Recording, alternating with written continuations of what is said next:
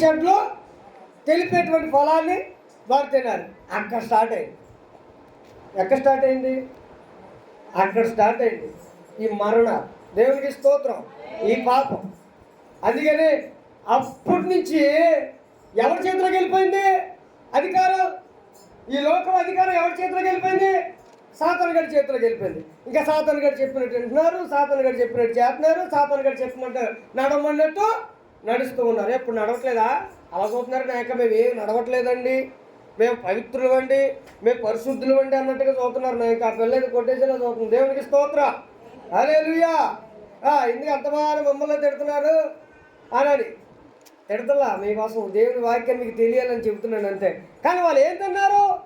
మంచి చెట్లు ఏదైతే తినొద్దన్నాడో దేవుడు దాన్నే తిన్నారు. లోకానికి బానిసలు అయిపోయారు. దేవునికి స్తోత్రం. మీకు అర్థమైందా? లోకానికి బానిసలు అయిపోయారు. అప్పటి నుంచి లోకము దుష్టుని దగ్గరికి వెళ్ళిపోయింది. ఎక్కడికి వెళ్ళిపోయిందండి? దుష్టుని యొద్దకు వెళ్ళిపోయింది. అప్పటి నుంచి వాడి చేతుల్లో పడింది. అందుకనే లోకం దుష్టిని యందు పడి ఉన్నది. దేవునికి స్తోత్రం.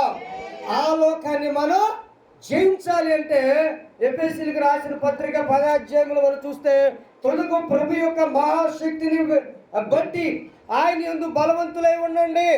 ఏమన్నాడు? మీరు బలవంతులై ఉండండి. లాస్ట్కి వచ్చేసాం. జయించాలి అంటే 7 బహుమానాలు మీరు పొందాలి అంటే లాస్ట్ అండ్ ఫైనల్ ఏంటి అంటే మీరు బలవంతులుగా ఉండాలి. బలవంతులుగా ఎందుకు ఉండమన్నాడు తెలుసా? మన యుద్ధం చేసేవాడు మామూలుడు కాదు. మనం యుద్ధం చేసేవాడు మామూలు కాదు. గొలియాతు కంటే గొప్పోడు. ఎవరికంటే? గొలియాతు కంటే గొప్పోడు. గొలియాతు కంటే బలమైనవాడు, తెలివైనవాడు. వాడు ఇప్పుడు దేవునితోనే పోరాడడానికి సిద్ధపడ్డాడు. ఎవరితో పోరాడడానికి? దేవునితో పోరాడడానికి సిద్ధపడుతున్నాడు. అందుకనే ప్రభు దగ్గరికి వచ్చి అన్నాడు, ఈ లోకంలో ఉన్నవన్నీ నీకు ఇచ్చేస్తాను, నా కాళ్ళకి మొక్కమన్నాడు. ఎంత ధైర్యం వాడికి? ఎంత ధైర్యం అండి అమ్మగారు? ఎంత ధైర్యం? ఈ లోకమంతా నీకు ఇచ్చేస్తాను, నువ్వు మట్టుకు నన్ను ఏం చేయమంటున్నాడు? నా కాళ్ళు మొక్కితే నీకు ఇవన్నీ ఇచ్చేస్తాను అంటుంటే ఆయన అన్నాడు, నువ్వు నా ప్రభు దేవుణ్ణి శోధించవద్దు. దేవునికి స్తోత్రం. హల్లెలూయా. కాబట్టి ఇక్కడ మనం అర్థం చేసుకోవాలి, ముందు ఆడి మీద మనం యుద్ధం చేయాలి అంటే మనం పొందాలి బలవంతులుగా. చూడండి నెక్స్ట్ ఎవరంటే 11వ వచనంలో, మీరు అపవాది తంత్రములను ఎదురించుటకు శక్తిమంతులగునట్లు దేవుడిచ్చే సర్వాంగ కవచాన్ని అక్కడ ఉంటాడు. గంట పోయిన తర్వాత వచ్చి మీరు గంటల తరపున ఆడుకోండి. దేవునికి స్తోత్రం. ఇప్పుడు మటుకు దేవుని వాక్యాన్నేనండి. ఇక్కడ చక్కని మాట చూడండి. మనం ఇప్పుడు చేయబోయే యుద్ధం ఎవరితో? మీరు అపవాది తంత్రములు ఎదురించుటకు శక్తిమంతులు అగునట్లు దేవుడిచ్చే సర్వాంగ కవచమును ధరించుకోండి. మీకు యుద్ధం చేయాలని ఇష్టం ఉందా లేదా? సాతాను గారిని జయించాలని ఇష్టం ఉందా లేదా? నాకు ఇష్టం ఉందని వారు చేతులు ఎత్తండి. కొద్దిమందే ఉన్నారు. సాతాను గారిని జయించడానికి మీకు ఇష్టం లేదు. ఎందుకంటే రేపు పొద్దు నుంచి వాడికి వ్యతిరేకంగా తిరిగామనుకో సీరియల్ చూడడానికి ఉండదు, వాడికి వ్యతిరేకంగా తిరిగితే బూతులు మాట్లాడడానికి ఉండదు. ఏమండి? కొద్దిమంది ఉంటారు కదా, ఏమండి అయ్యో వాళ్ళని ఏదైనా అన్నామనుకో రేపు పొద్దు నుంచి మనకి ఏమీ చేయరు. అవునా? మన దగ్గర మాట్లాడతాక రారు. మన పిల్లలకి ఏదైనా వస్తే చేతకు రారు. అమ్మో వాళ్ళతో జాగ్రత్తగా ఉండాలి అంటారా అనుకోరా? ఉన్నారా లేరు అటువంటి వాళ్ళు? ఏమా ఉన్నారా? ఇది అంతే. రేపొద్దు నుంచి సాతాన్ని ఎదిరించాలి మనం. వాడిని ఎదిరిస్తే రేపొద్దు నుంచి సీరియల్ చూడడానికి కొడతా, వాడిని ఎదిరిస్తే ఏమంటే రేపొద్దు బూతులు మాట్లాడతాను కొడతా, వాడిని ఎదిరిస్తే వాళ్ళ మీద ఏళ్ళ మీద శాడీలు చెప్పడానికి కొడతా. అవునా? ఉండదు. మళ్ళీ ఇలాగైతే వాడిని ఎదిరించడం కష్టమేగా. కానీ ముందు ఏం ఎదిరించాలి? లోకాన్ని ఎదిరించాలంటే లోకం వాడి గుప్పిట్లో ఉంది. వాడి గుప్పిట్లో ఉన్నంత వరకు మనం ఏమి చేయలేం. కాబట్టి వాడిని ఎదిరించాలి. ఇప్పుడు ఎవరిని ఎదిరించాలి? సాతానుని ఎదిరించాలి. అందుకని అంటున్నాడు, మీరు అపవాది తంత్రమును ఎదిరించుటకు మొట్టమొదటిగా శక్తిమంతులు అవ్వండి. ఏమవ్వాలి? మీరు ఎలా జయించాలో చెప్తున్నా, మీరు ఎలా జయించి ఆ ఫలాలు పొందాలో చెప్తున్నా. వినండి, ప్రయత్నించండి, తప్పకుండా గెలుస్తారు. చూడండి 3 మనం చూసినట్లయితే, ఏలయనగా మనం పోరాడునది శరీరులతో కాదు, అంటే రక్త మాంసములతో కలిగి ఉన్నటువంటి మనుషులతో కాదు మనం పోరాడేది. చూడండి, కాదు కానీ ప్రధానులతోనూ అధికారులతోనూ ప్రస్తుతము అంధకార సంబంధులకు లోకనాథులతోనూ ఆకాశ మండలమందున్న దురాత్మ సమూహములతోనూ పోరాడుచున్నాము. ఎవరితో పోరాడుతున్నామంట? ఎవరితో పోరాడుతున్నామంట? ఏమండి, సాతాను గడి యొక్క సంబంధులతో మనం పోరాడుతున్నాం కనుక మనం ప్రేమ పొందుకోవాలి, దేవుడిచ్చే సర్వాంగ కవచాన్ని పొందుకోవాలి. 13వ వచనం, అందుచేతను మీరు ఆపద దినమందు వారిని ఎదురించుటకును సమస్తము నెరవేర్చిన వారే నిలవబడుటకును శక్తిమంతులు అగునట్లు దేవుడిచ్చు సర్వాంగ కవచమును ధరించుకొనుడి. ఏలయనగా మీ నడుమునకు సత్యమును దట్టి కట్టుకుని నీతి అను మైమరుపు తొడుక్కొని పాదములకు సమాధాన సువార్త వలనైన సిద్ధ మనస్సును జోడించుకొని నిలబడి ఇవన్నీ గాక విశ్వాసం అనే డాలు పట్టుకొనుడి.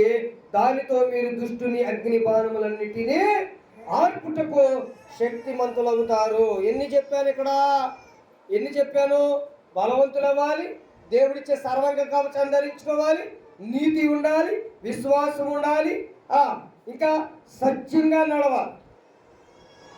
వాడిని ఎదిరించాలి అంటే అప్పుడు మీరు విశ్వాసం కలిగిన వారివై వాడితో యుద్ధం చేసినప్పుడు వాడిని మీరు గెలుస్తారు. అంత మాత్రమే ఒక ఆయుధం ఉంది దేవుని వాక్యంలో.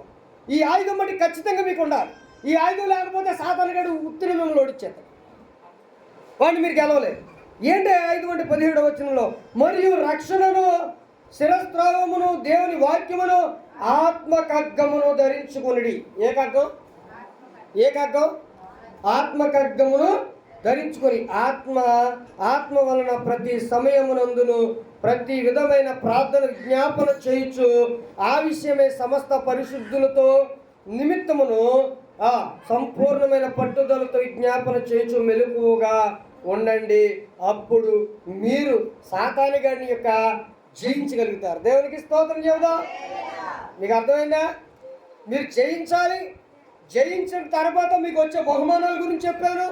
జయించాలి, మీరు ఎలా జయించాలో చెప్పాను, ఏం ధరించుకోవాలో చెప్పాను, ఎలాగుంటే సాతాను గారిని మీరు జయించగలుగుతారో కూడా చెప్పాను. మీకు అర్థమైందండి? చెప్పింది నాకైతే పూర్తిగా అర్థమైంది. మళ్ళీ మీకు అర్థమైందో లేదో నాకు తెలియట్లా. లాస్ట్లో మాట్లాడినాడు చూడండి, ప్రతి విధమైన ప్రార్థన విజ్ఞాపనందు ద్వారా ఎవరిని జయించగలుగుతాం? మనం ఎవరిని జయించగలుగుతాం? సాతానుని. దేవునికి స్తోత్రం. పరలోక రాజ్యం వెళ్ళాలని అందరికీ కోరుకుంటున్నాం. అమ్మా, నువ్వు ఎక్కడికి వెళ్ళాలని కోరుకుంటున్నావు? నువ్వు చెప్పమ్మా, ఎక్కడికి వెళ్ళాలని కోరుకుంటున్నావు? అబ్బా, పరలోక రాజ్యం. దేవకుమార్ గారు మీరు అందరూ ఎక్కడికి వెళ్ళాలని కోరుకుంటున్నారంటే? ఎవడైనా నరకానికి వెళ్ళాలని కోరుకుంటాడు? ప్రెసిడెంట్ గారు మీరు ఎవరు కోరుకుంటారా? దొరకరావు నువ్వు.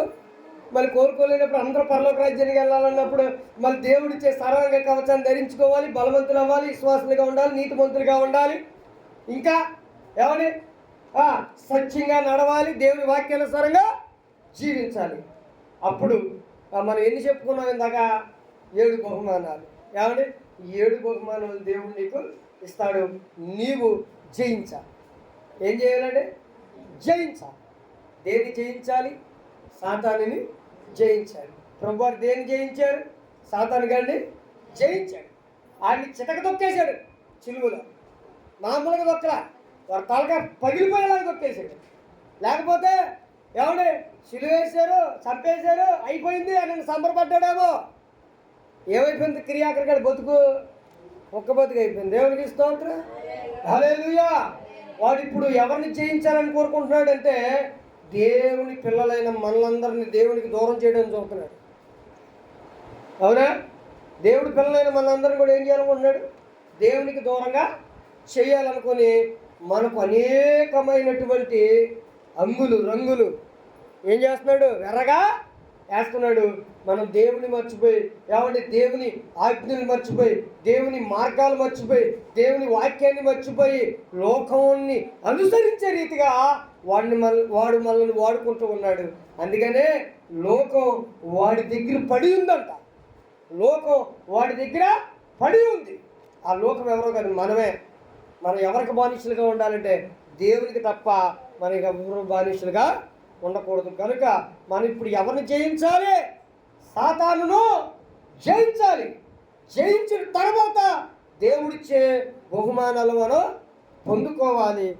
ఎక్కడ? పరలోకములో ఒక స్తంభంగా నువ్వు ఉండాలి. ఆయన సింహాసనం మీద నువ్వు కూర్చోవాలి. కనుక ఆయన ఎలాగైతే జయించాడో మనం కూడా అలాగే ఏమంటే లోకాన్ని జయిందాం, సాతాను గారిని జయిందాం, దేవుని రాజ్యములో మనమందరం ఉందాం. దేవుడి వాక్యం దీవించును గాక. ఆమేన్.